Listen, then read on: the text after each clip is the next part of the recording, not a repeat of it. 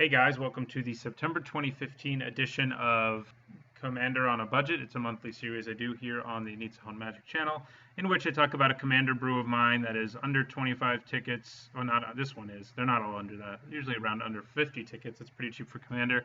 And I play games with them and also do a deck video, and the deck video is what you're watching now. This month's Commander is Chandra, Fire of Kaladesh. She was one of the new Flip planeswalkers printed in Magic Origins. She's a lot of fun to use because she's new. She's a very good burn deck commander, and that's what we're using her for. The main goal of this deck is to play Chandra on turn 3 and flip her on turn 4. Protect Chandra until you can get to the emblem and get the emblem off as many times as you can. Against multiple opponents, it can be especially devastating. It also makes you, though, a target for their aggression. It's pretty easy for this deck to flip her on turn 4. I very rarely don't pull it off, assuming she's still alive after I play her. I'll go through. I have different piles here, as I often do, organized in various ways, and we'll talk about them. This pile with 28 cards in it is basically just all burn spells. We have a bunch of efficient burn spells like Arc Lightning, Stagger Shock, which has Rebound, Bolt of Karanos, 3 damage, Exquisite Firecraft. Hammer of Garden, burn spells. There's also a lot of X spells in it, like Fanning the Flames, Red Sun, Zenith. Thunderblade charges like Hammer of Garden, you can get it back. Ravaging Blaze, usually we're going to have Spell Mastery, so it's usually a really efficient spell. Demon Fire, Hell's Play, Blaze, and Disintegrate are all more X spells.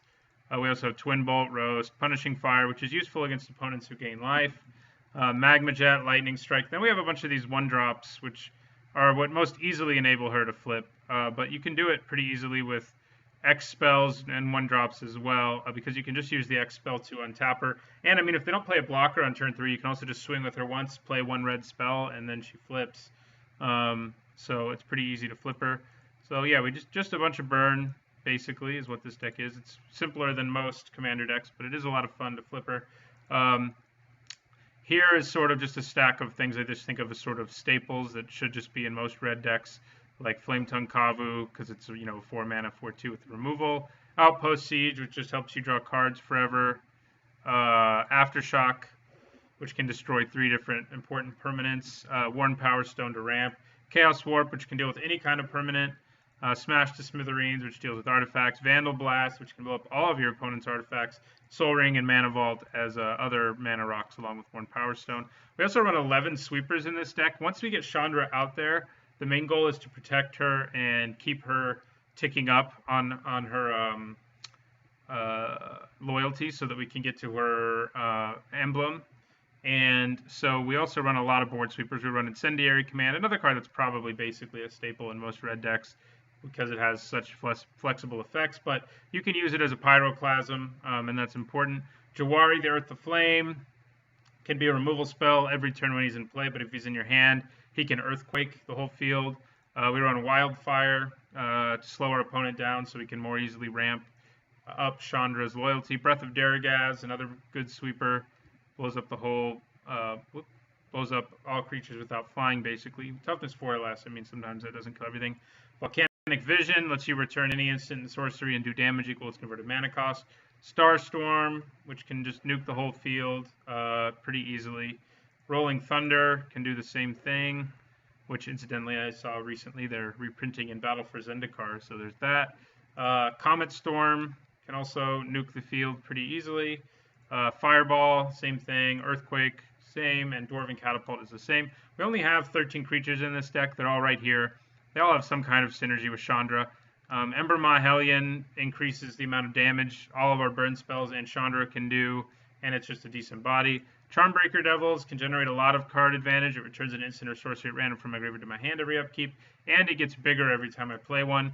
Pyromancer's Goggles is just good for flavor because they're Chandra's goggles. And it's also related to Jaya Ballard, who's also in this deck, incidentally. But it adds red to my mana pool. It can make any of my spells copy, including big X spells, so you can just win really easily with that. Galvanoth lets you draw a card, an extra card every turn, sort of, and pay without its mana cost as long as it's an instant or sorcery, so the bulk of our deck. Fire Servant doubles the damage of all red instant and sorcery spells. Magnivore, power and toughness equal to sorceries. Avaricious Dragon can just keep us drawing gas late. Jaya Ballard, who's here, who also is wearing the goggles, that aforementioned goggles that eventually Chandra would inherit, is just another good burn commander. I actually do have a burn commander deck with her, but she's just good in a burn commander deck in general because she has so many different effects. Against a blue opponent, she's especially frightening. Chandra's Phoenix, another flavor win. And it can return from my graveyard every time I damage my opponent with a red instant, sorcery, or planeswalker. Gutter Snipe makes all my burn hurt more. Satyr Fire Dancer can make, even when I burn my opponent, make me redirect it to their creatures. And Abbot of Corral Keep has prowess and can draw us an extra card in the late game. And that's pretty much the whole deck. We have lands too, of course. Not much to talk about there. Barbarian Ring is always a good land to have in any red commander deck, I think. It's also cheap, so same with Gitu Encampment. Hammerheim, its effect is almost never relevant. Sometimes it is. Keldon Megaliths can let us burn our opponent or creatures if our hand's empty. Keldon Necropolis can let us turn creatures into shocks. I think we have a few other non-basics. Let's see. Yeah, we have Shinka, the Blood-Soaked Keep, which can give our legendaries first strike, and Shivan Gorge, which can do 1 damage to each opponent, every turn, basically. So that's the whole deck. She flips really fast. She can burn people out really fast, and it's a lot of fun to play. I'll play a few single matches one-on-one with it to show you what the deck can do, as I always do. And I have not yet shown you the MTGO Traders thing. I'm recording this video a few weeks ahead of when it's being posted. I'm recording it in early September, but as of early September, the deck costs about 19 tickets. Not much that's really expensive in it, other than Chandra, who you can see here at this time anyways. 3.5 tickets, basically. The rest of the cards are pretty cheap. There are a few exceptions. I'm trying to find them. Champion's Helm, Pyromancer's Goggles, Stoke the Flames. Those things aren't super cheap, but most of the cards in the deck are, so it can afford to run a few high-costed cards, money-wise anyway. So thanks for watching. I hope you watch the 3 matches I'm about to play, and don't forget to like, comment, and subscribe.